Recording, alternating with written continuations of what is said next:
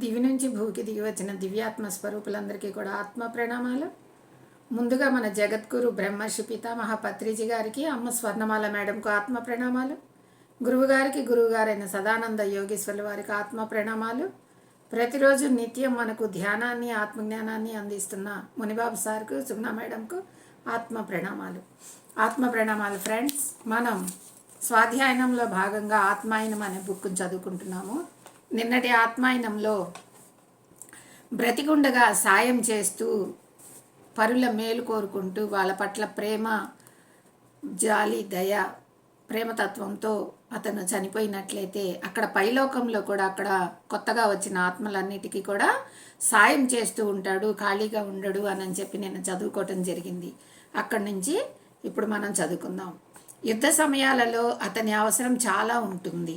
ఎందుకంటే అజ్ఞానులు చాలామంది ఉంటారు, సహాయకులు బహు కొద్ది మందే ఉంటారు. ఎవరైతే ఇటువంటి సహాయానికి పూనుకుంటారో, ఈ బంగారు అవకాశాన్ని ఎవరైతే అందిపుచ్చుకుంటారో వాళ్ళు ఎంతో మంచి కర్మలను, పుణ్యాలను పొందుతారు. యుద్ధం జరిగేటప్పుడు వాళ్ళకి అన్నం, పానీయాలు అందించటం కానీ, వాళ్ళకి మరి ఏమైనా గాయాలైతే వాటికి మందు రాసి సహాయం చేయటం కానీ అలా చేసేవాళ్ళు చాలా అద్భుతంగా వాళ్ళు ఎదుగుతారు, వాళ్ళు మంచి సహాయకారులు అవుతారు అని చెప్పి చెప్తున్నారనమాట. వాళ్ళు ఎంతో పుణ్యాన్ని పొందుతారు. వాళ్ళు పైలోకాలకు వెళ్ళిన తర్వాత చాలా తొందరగా ఈ పర్గటరీ అనే లోకాన్ని దాటి వెళ్ళిపోతారు సునాయాసంగా. అసలు ఆ లోకానికి వెళ్ళే అవకాశమే లేకుండా మంచి అనుభవాల సలహాదారుల లోకాలకి వెళ్ళిపోతారని చెప్తున్నారు. అందుకే నేను చెప్పేది ఏమిటంటే, జ్ఞానాన్వేషణ చెయ్యి. దానివల్ల నీకు ఒక్కడికే కాదు మేలు జరిగేది. ఈ జ్ఞానాన్ని ఆధారం చేసుకొని దుఃఖంలో ఉన్న నీ తమ్ముడికి కూడా నువ్వు సాయం చేయగలుగుతావు. నువ్వు ఎప్పుడైనా సరే జ్ఞానాన్ని అన్వేషించేయి, వెతుకు.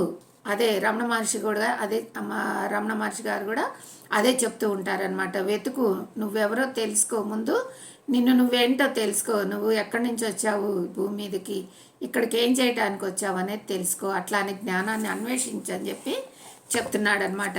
అన్వేషిస్తే నిన్ను నువ్వుకే సహాయం చేసుకోవటం కాదు, పైలోకంలో ఉన్న నీ తమ్ముడికి కూడా నువ్వు సహాయం చేయగలుగుతావు అని చెప్పి చెప్తున్నాడు.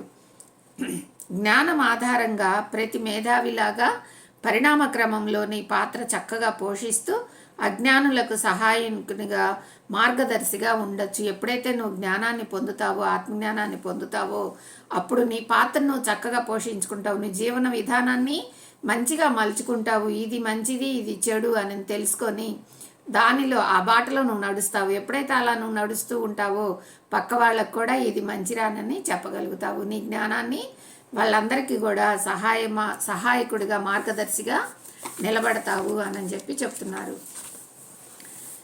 ఇవాళ హాస్టల్ ప్రపంచం వర్ణనలో ఒకానొక అత్యంత ఆనందకరమైన భాగానికి వస్తున్నాము. ఇప్పుడు నేను పిల్లల గురించి చెప్పబోతున్నాను. ఇప్పుడు దాకా మనం అనేక ఆలోచనలు ఉన్న వాళ్ళ గురించి తెలుసుకున్నాము. ఒక తాగుబోతు గురించి తెలుసుకున్నాము, ఒక అసూయపరుడు అతని గురించి తెలుసుకున్నాము. అలాగనే ఇప్పుడు చిన్నపిల్లల గురించి తెలుసుకోబోతున్నాము. చిన్నపిల్లల మనస్తత్వం ఎలా ఉంటుందనని తెలుసుకోబోతున్నాము. ఇప్పుడు నేను పిల్లల గురించి చెప్పబోతున్నాను. నిజానికి పిల్లలు కూడా ఒక ప్రపంచమే కదా. పిల్లలు లేని కుటుంబంలో క్రిస్మస్ పండుగ జరుపుకున్నప్పుడే తెలుస్తుంది. పిల్లల అల్లరి గొంతుకులు, ఆటలు పాటలు లేకుండా ఆ పెద్ద పండుగ ఎంత వెలవెలబోతుందో, ఇల్లంతా బోసిపోతుంది. ప్రపంచంలో ఆనందమే మృగ్యమైపోయినట్లు అనిపిస్తుంది. నిజమే కదా. చిన్నపిల్లలు లేని ఇల్లు మరి ఒక దేవత లేని గుడిలాగా, దీపం లేని ఇల్లులాగా మనకు అనిపిస్తుంది. ఎందుకంటే వాళ్ళు చిన్ని చేతులు, చిన్ని కాళ్ళతో అటు ఇటు తిరుగుతూ, అల్లరి చేస్తూ, అవి పడేస్తూ ఇవి పడేస్తూ, వాళ్ళు జ్ఞానవంతంగా మాట్లాడే మాటలు అంటే ఆ మాటలలో అమాయకత్వం అనమాట. ఆ మాటలలో ఎటువంటి అసూయ కానీ, కోపం కానీ, ద్వేషం కానీ ఉండదన్నమాట. వాళ్ళు తంత అన్నా కూడా మనకి నవ్వొస్తుంది, వాళ్ళు అంత అమాయకంగా మాట్లాడుతున్నారని చెప్పేసి. అలా పిల్లలు ఇంట్లో ఆడుతూ ఉంటే అది రోజు పండుగే. పిల్లలు ఉన్న ఇంట్లో ప్రతిరోజు పండుగే అనమాట. అదే పిల్లలు లేకపోతే పండగ రోజు కూడా ఎండగే. అట్లా ఉంటుంది, శూన్యతత్వంతో ఉంటుంది. ప్రపంచంలోకెల్లా అద్భుతమైనది పిల్లల నవ్వు. చాలామంది పెద్దవాళ్ళు పిల్లల నవ్వు చూస్తూ వాళ్ళకున్న రుగ్మతలను కూడా పోగొట్టుకుంటారనమాట. ఆ నవ్వులో అంత ఎనర్జీ ఉంటుంది.